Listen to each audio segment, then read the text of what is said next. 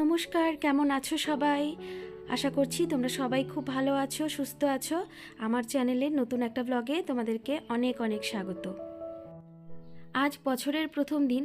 প্রত্যেকবারই যখন নতুন বছরটা পড়ে আমার অনেক অনেক রেজলিউশন থাকে, কিন্তু বিশ্বাস করো, যখনই আমার জানুয়ারি মাসটা পার হয়ে যায় সমস্ত কিছু গুলিয়ে খেয়ে ফেলি, কিছুই আর তেমন মাথায় থাকে না।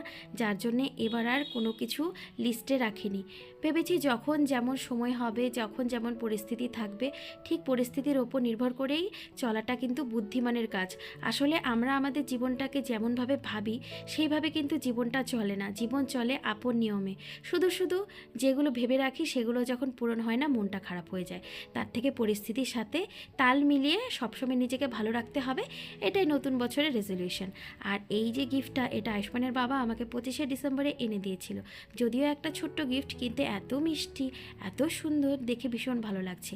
আমি তো ঘর সাজাতে প্রচণ্ড ভালোবাসি, যার জন্য ওরা এখন আমাকে এই ধরনের গিফটগুলোই বেশি দেয়। বিশেষ করে ঘর সাজানো, কিচেনের কোনো জিনিস, এই জিনিসগুলো পেলে আমি ভীষণ খুশি হয়ে যাই। আমি যেমন ভেবেছি নতুন বছরটা আর যাই হোক না কেন একটু পজিটিভ আর একটু আনন্দের সাথে কাটানোর জন্য। আশা করি তোমাদেরও নতুন বছর খুব ভালো কাটবে। সব সময় ভগবানের কাছে এটাই প্রার্থনা করি, আমার প্রত্যেকটা বন্ধু, আমার প্রত্যেকটা কাছের মানুষ বা যাদেরকে আমি চিনিও না, তারা প্রত্যেকে যেন সুস্থ থাকে। দেখবে আমরা একটা বয়সের পরে যখন কারো কোনো জায়গায় একটা খারাপ ঘটনা শুনি, মনটা ভীষণ নাড়া দিয়ে ওঠে। মনে হয় যে এই ঘটনাটা না ঘটলেও পারতো। খুব খারাপ লাগে, যার জন্য মনে হয় ভগবান সবাইকে ভালো রাখুক, সবাইকে সুস্থ রাখুক, সবাই একটু যেন আনন্দে শান্তিতে বাঁচতে পারে। আর বছরের শেষ সময় তো প্রচুর মেলা বসেছে। মানে এই যে জানুয়ারি মাসের ফার্স্ট দিকটা আর ডিসেম্বরের লাস্ট দিকটাতে শিলিগুড়িতে প্রচুর মেলা বসে। এই মেলাটা হলো শিলিগুড়ির কাওয়াখালীতে বসেছিল, বিশ্ব বাংলা যে মঞ্চ আছে সেখানে। আর এখানে এত সুন্দর মেলা বসে না, ঘর সাজানোর এত জিনিস পাওয়া যায় যেটা দেখলে আমার তো চোখটা একদম ধাঁধিয়ে যায়। আমার মনে হয় আমার কাছে কেন কোটি কোটি টাকা নেই বলো তো, কেন আমার কাছে প্রচুর সম্পদ নেই, তাহলে আমি সব কিছু কিনে নিয়ে যেতাম। আসলে যখন আমি বাড়িতে থাকি তখন মনে হয় ভগবান যতটুকু আমাকে দিয়েছে ততটুকুর মধ্যে আমি থেকেই সন্তুষ্ট। কিন্তু যখন আমি এরকম জায়গাতে যাই আর আমার পছন্দের জিনিসগুলো দেখি, তখন আসলে আমার মাথাটা ঠিক থাকে না। তখন আমার মনে হয় যে আমি রিয়েলাইজ করি আমার এই মুহূর্তে প্রচুর টাকার প্রয়োজন, আর আমার এগুলো সব কিনে নিতে হবে। তো আয়ুষ্মানের বাবাকে বলছিলাম যে একটা কার্পেট তো কিনতেই হবে, তো বলে একটা ছোট সাইজের কার্পেট কিনেছি। যেটা কিনেছি অবশ্যই তোমাদের সাথে শেয়ার করব। আর এই মেলাটা না এমন একটা মেলা, তুমি ঘর সাজানোর জন্য এমন কি চাও সমস্ত জিনিস এখানে পাওয়া যায়। মানে এখন তো যুগের সাথে সাথে মানুষ অনেকটাই এগিয়ে এসেছে। আগে দেখতে অনেক কিছু জিনিস আমরা হয়তো সোশ্যাল মিডিয়াতে বা টিভিতে দেখতাম, কিন্তু আমাদের হাতের কাছে পেতাম না। কিন্তু বিশ্বাস করো, এখন এই যে এই মেলাগুলোতে আসলে না, সমস্ত ঘর সাজানোর জিনিস, পছন্দের জিনিসগুলো একই জায়গাতে পাওয়া যায়। আর এগুলো যেহেতু হস্তশিল্প মেলা, সমস্ত কিছু তো হাতের বানানো, দামগুলো একটু বেশি তো পড়বেই, কিন্তু জিনিসগুলো অসাধারণ। মানুষের যে কত ক্রিয়েটিভিটি মানে আছে, আর মানুষের ভেতরে যে কত সুপ্ত প্রতিভা জমে থাকে, এই মেলাগুলোতে আসলে বোঝা যায়। আর এখানে কিন্তু মানুষ তাদের ক্রিয়েটিভ জিনিসগুলো তুলে ধরতে পারে। আর এই যে এই সোফাটা আমার এত পছন্দ হয়েছে, আমার ঘরের সোফাটা প্রচুর পুরনো হয়ে গেছে। ভাবছি একটা সোফা আমাকে কিনতে হবে, কিন্তু সোফাটা দেখতে বেশ সুন্দর, বসতে বেশ শক্ত। তো আমরা তো কয়েকজন মিলে গিয়েছিলাম, দেখতেই পাচ্ছ আমার সাথে আমাদের দাদা, বৌদি, তার ভাগ্নি, তো সবাই মিলে গিয়েছিলাম, আয়ুষ্মানের বাবা।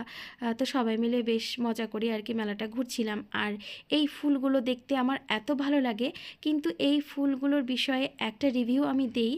এটা হচ্ছে সবগুলো হাতের বানানো, বিশেষ করে কাগজের।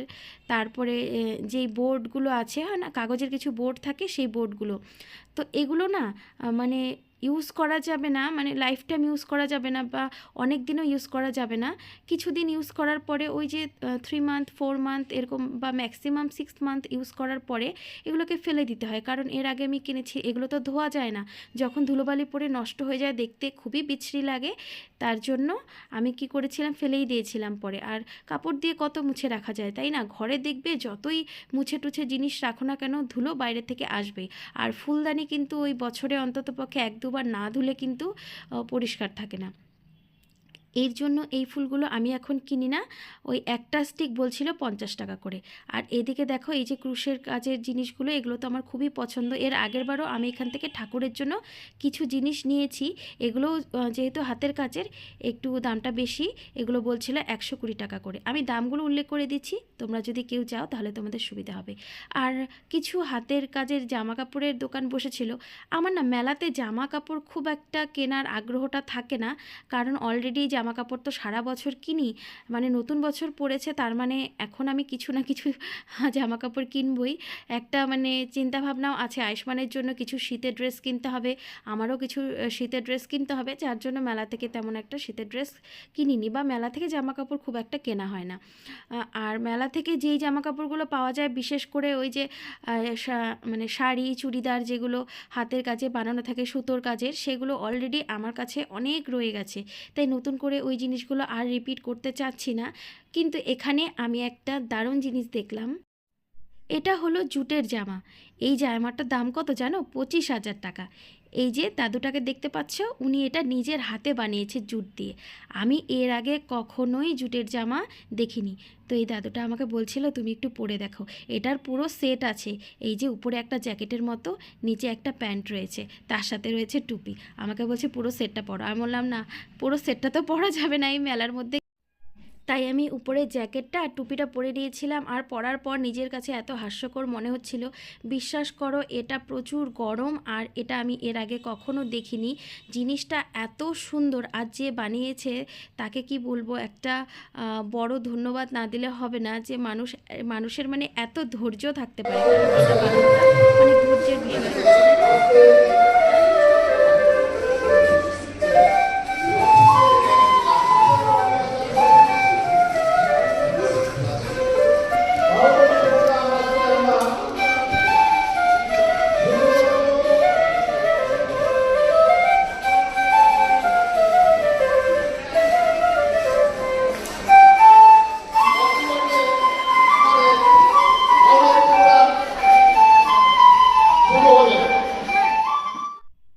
যতবারই আসি এনার বাঁশিতে আমি মুগ্ধ হয়ে যাই।